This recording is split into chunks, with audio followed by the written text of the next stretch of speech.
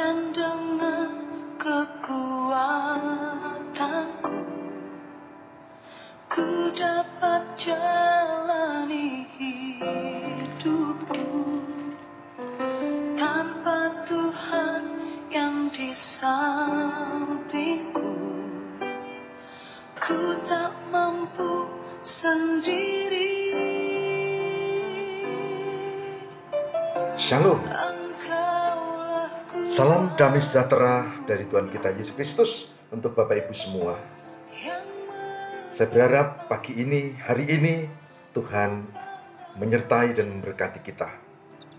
Saudara, ada satu pertanyaan buat kita.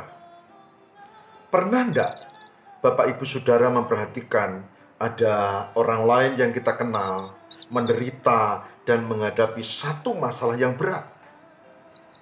Pernah.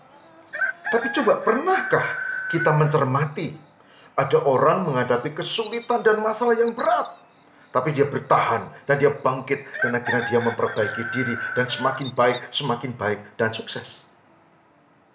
Pernah enggak? Yang lain sama, tapi kemudian dia semplah frustrasi dan akhirnya dia jatuh ke jurang yang paling dalam, bahkan bunuh diri misalnya. Kenapa? Kenapa orang punya masalah sama, tapi ada orang yang kuat, yang tegar? Kenapa yang lain jatuh dan kalah? Bahkan mungkin keduanya orang yang memiliki agama atau iman yang sama. Kenapa? Ada rahasianya. Saya akan mengajak kita untuk mencermati 3 rahasia penting dalam Roma 12 ayat 12. Roma 12 ayat 12. Yang demikian sabdanya: bersukacitalah dalam pengharapan, sabarlah dalam kesesakan, dan bertekunlah di dalam doa. Saya ulangi. Bersukacitalah dalam pengharapan, sabarlah dalam kesesakan, dan bertekunlah dalam doa. Roma 12 ayat 12. Saudara perhatikan, ada 3 hal penting yang kita pelajari. Kalau kita menghadapi kesulitan, persoalan, pergumulan berat, maka yang pertama adalah dikatakan di sana, jangan kehilangan harapan. Bersukacitalah dalam pengharapan, maksudnya jangan kehilangan harapan. Kalau kita sudah semplah, maka semplah hati, sikap kita itu lebih berat dari masalah kita. Karena udah tidak punya pengharapan. Dia sakit, Arab bakal mari. Sulit. Akhirnya tidak sembuh juga. Kenapa? Tidak punya pengharapan. Maka jurus pertama adalah dikatakan bersukacitalah dalam pengharapan. Menjaga pengharapanmu. Masa depan masih ada. Pengharapan. Itu yang pertama. Yang kedua adalah dikatakan sabarlah dalam kesesakan. Saudara, orang kalau lagi menghadapi kesesakan, biasanya kemrungsung, biasanya tidak cermat membuat perhitungan, biasanya itu gerusak-gerusuk begitu ya.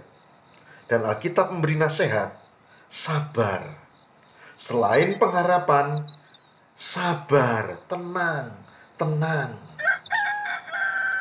Dan yang terakhir, yang ketiga adalah bertekunlah dalam doa. Doa yang dimaksud bukan ritual, bukan cara, tetapi relasi dengan Tuhan. Maka jaga di tengah kesulitan, persoalan, masalah, relasi dengan Tuhan. Harapanmu kepada Tuhan, bersukacita, sabar, dan berdoa.